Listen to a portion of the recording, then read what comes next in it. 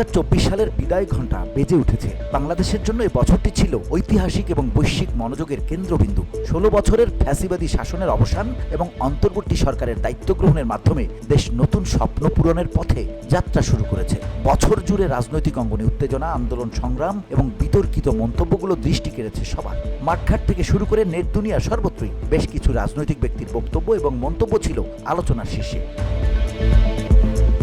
চলুন দর্শক, দেখে আসা যাক 2024 সালের সেসব আলোচিত সমালোচিত বক্তব্যগুলো।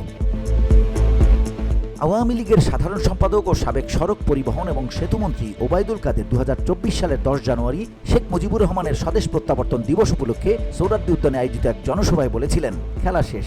তিনি বিএনপিকে উদ্দেশ্য করে বলেন, বিএনপি একটা ভুয়া দল, তাদের আন্দোলন ভুয়া, কর্মসূচি ভুয়া, এক দফাও ভুয়া। এই বক্তব্য বিদায়ী বছরের শুরুতেই তুমুল আলোচনায় আসে। নিজের বক্তব্যের শুরুতে ওবায়দুল কাদের ঘোষণা দেন, বক্তৃতা করব না, নির্বাচনের খেলা শেষ, এখন শুরু হবে রাজনীতির খেলা। খেলা হবে সাম্প্রদায়িকতার বিরুদ্ধে, খেলা হবে সন্ত্রাস ও জঙ্গিবাদের বিরুদ্ধে।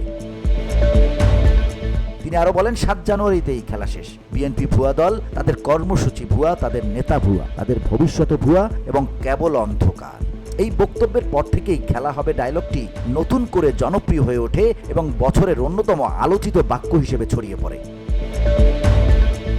2024 সালের আরেকটি বহুল আলোচিত বক্তব্য এসেছে বিগত সরকারের সাবেক সংসদ সদস্য ব্যারিস্টার সৈয়দ সাইয়েদুল হক সুমনের কাছ থেকে। 6 ফেব্রুয়ারি রাষ্ট্রপতির ভাষণের ওপর ধন্যবাদ প্রস্তাবের আলোচনায় অংশ নিয়ে সংসদে তিনি বলেছিলেন, আমি ফেসবুকের এমপি, শেখ হাসিনার ডিজিটাল বাংলাদেশের ফসল। তিনি আরো বলেন, প্রধানমন্ত্রী শেখ হাসিনা আমাকে ডিজিটাল বাংলাদেশের ফসল হিসেবে আখ্যা দিয়েছেন।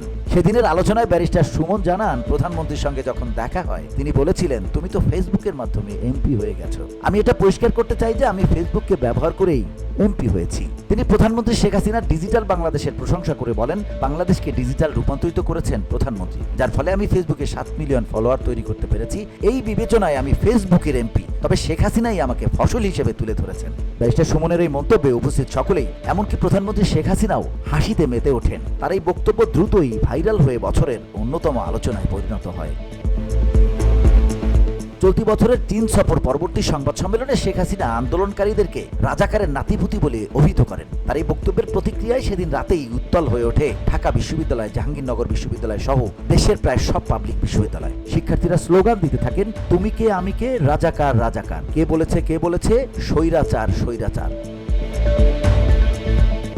শিক্ষার্থীদের এই স্লোগানকে ইস্যু করে একে একে উস্কানিমূলক বক্তব্য দিতে থাকেন আওয়ামী লীগের সাধারণ সম্পাদক এবং সড়ক পরিবহন ও সেতুমন্ত্রী ওবায়দুল কাদের, শিক্ষামন্ত্রী মহিবুল হাসান চৌধুরী নওফেল, তথ্যমন্ত্রী মোহাম্মদ এ আরাফাত সহ অনেকেই। বাংলাদেশ আওয়ামী লীগের সাধারণ সম্পাদক এবং সাবেক সড়ক পরিবহন ও সেতুমন্ত্রী ওবায়দুল কাদের তার এক বক্তব্যে বলেন, এসব রাজাকারদের প্রতিহত করতে ছাত্রলীগই যথেষ্ট।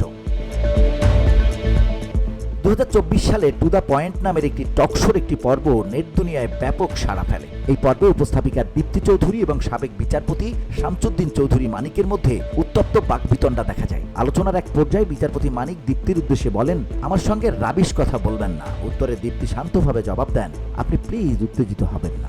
এই সংলাপ বিনিময় মুহূর্তেই সোশ্যাল মিডিয়ায় ভাইরাল হয়ে যায় এবং বছর জুড়ে এটি নিয়ে নানা আলোচনা ও মিম তৈরি হয়। দীপ্তির পেশাদারিত্ব ও ধৈর্যশীল আচরণ বিশেষভাবে প্রশংসিত হয় সব মহলেই।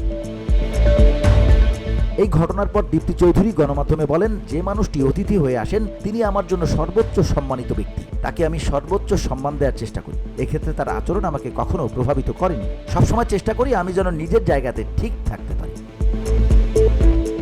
2024 সালের জুলাই মাসে সংঘটিত জুলাই বিপ্লব চলাকালে ইন্টারনেট সেবা বন্ধ থাকার বিষয়ে সাবেক ডাক, টেলিযোগাযোগ ও তথ্য প্রযুক্তি প্রতিমন্ত্রী জুনাইদ আহমেদ পলকের একটি মন্তব্য বিশেষভাবে আলোচিত ও সমালোচিত হয়। তিনি বলেন, সরকার দেশে ইন্টারনেট বন্ধ করেনি, ইন্টারনেট বন্ধ হয়ে গেছে। এই মন্তব্য তিনি 27 জুলাই রাজধানীর আগারগাঁওয়ের ডাক ভবনে সাবেক প্রধানমন্ত্রীর ছেলে সজীব ওয়াজেদ জয়ের 54তম জন্মদিন উপলক্ষে আয়োজিত শান্তির জন্য বৃক্ষ অনুষ্ঠানে প্রধান অতিথির বক্তব্যে বলেন। তিনি আরো উল্লেখ করেন, আমরা কোথাও ইন্টারনেট বন্ধ করিনি, বন্ধের কোনো নির্দেশও দেই, কোথাও ইন্টারনেটের সমস্যা হচ্ছে। তবে অন্তর্বর্তী সরকারের তদন্তে বেরিয়ে এসেছে তৎকালীন প্রধানমন্ত্রী শেখ হাসিনার নির্দেশেই ইন্টারনেট বন্ধ করা হয়েছিল। পলকের এই বক্তব্য সামাজিক যোগাযোগ মাধ্যমে ব্যাপক প্রতিক্রিয়া সৃষ্টি করে এবং বিভিন্ন মহলে সমালোচনার মুখে পড়তে হয় সেই সময়ের সরকারকে। এমনকি ইন্টারনেট বন্ধ নিয়ে মিথ্যাচারের অভিযোগে তার বিরুদ্ধে আইনি ব্যবস্থাও প্রক্রিয়াধীন। এছাড়া গত 17 ডিসেম্বর আন্তর্জাতিক অপরাধ ট্রাইব্যুনালে হাজিরা শেষে সাবেক তথ্য প্রযুক্তি প্রতিমন্ত্রী জুনাইদ আহমেদ পলক প্রিজন ভ্যানে ওঠার সময় সাংবাদিকদের উদ্দেশ্যে বলেন, দোয়া করবেন ভাই, বোবা হয়ে গেছি, বোবা। সাংবাদিকরা তার শারীরিক অবস্থা সম্পর্কে জানতে চাইলে তিনি বলেন, আপনারা মুক্ত আছেন তো, আমরা কিন্তু বোবা। এ সময় তিনি হাতের একটি আঙুল মুখে চেপে ধরে চুপ থাকার ইঙ্গিত দেন। পরে ধীরে ধীরে হেঁটে তিনি প্রিজন ভ্যানে ওঠেন। ঠিক সেই সময় সাংবাদিকদের ভেতর থেকে কয়েকজন বলে ওঠেন, পলক ভাই, ইন্টারনেট আছে তো? 2024 সালের 5 আগস্ট ছাত্র জনতার অভ্যুত্থানের পর প্রধানমন্ত্রী শেখ হাসিনা পদত্যাগ করে দেশ ছেড়ে পালিয়ে যান। এরপর থেকে আওয়ামী লীগ নেতাদের গ্রেপ্তার শুরু হয়। 13 আগস্ট সাবেক প্রধানমন্ত্রী শেখ হাসিনার বেসরকারি খাত বিষয়ক উপদেষ্টা সালমান এফ রহমানকে গ্রেপ্তার করা হয়। ঢাকা মহানগর গোয়েন্দা পুলিশের রিমান্ডে জিজ্ঞাসাবাদে তিনি বলেন, আমাকে আটকে রাখলে আমার বিভিন্ন প্রতিষ্ঠানে কর্মরত 80,000 লোক বেতন পাবে না। বিভিন্ন ব্যাংক থেকে যে ঋণ নেওয়া হয়েছে সেই ঋণের কিস্তি দিতে পারবো না, এটা দেশেরই ক্ষতি হবে, তাই আমাকে ছেড়ে দিন, আমি দেশ ঠিক করে দেব।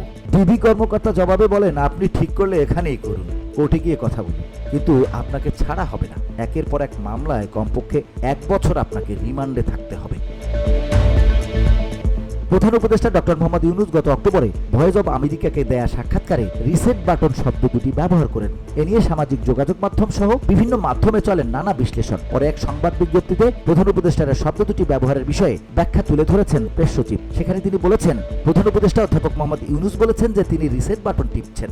এর মাধ্যমে তিনি বোঝাতে চেয়েছেন দুর্নীতিগ্রস্ত রাজনীতি থেকে নতুন করে শুরু করা, যা বাংলাদেশের সব প্রধান প্রতিষ্ঠানকে ধ্বংস করে দিয়েছে, অর্থনীতিকে ধ্বংসের পথে ঠেলে দিয়েছে এবং 10 লাখ মানুষের ভোটের অধিকার ও নাগরিক স্বাধীনতা হরণ করেছে। রিসেট বাটন পুশ করেছি, এভরিথিং ইজ গন, এ কথার মধ্য দিয়ে প্রধান উপদেষ্টা বাংলাদেশের গর্বিত ইতিহাস মুছে দিতে চাননি বলেও জানান শফিকুল আলম। বিজ্ঞপ্তিতে আরো বলা হয়, যখন আপনি রিসেট বাটনটি টিপবেন, আপনি আবার সব শুরু করার জন্য সফটওয়্যার রিসেট করবেন। এটি হার্ডওয়্যার পরিবর্তন করে না। 1971 সালের মুক্তিযুদ্ধ বাংলাদেশের হার্ডওয়্যার সৃষ্টি করে। VOD Bangla news desk.